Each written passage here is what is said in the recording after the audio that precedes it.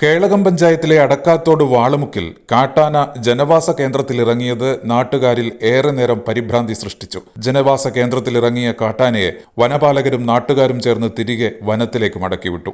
1 മണിക്കൂറിലധികം സമയം ഈ പ്രദേശത്ത് കാട്ടാന ഭീതി പരത്തി. കഴിഞ്ഞ ദിവസം ആനമതിൽ തകർന്ന ഭാഗത്തുകൂടിയാണ് കാട്ടാന ജനവാസ കേന്ദ്രത്തിലെത്തിയതെന്ന് നാട്ടുകാർ പറഞ്ഞു.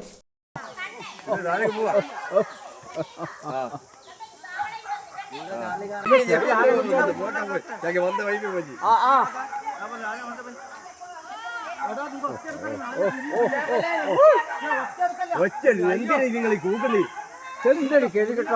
പറഞ്ഞ മനസ്സിലാവും. ഹലോ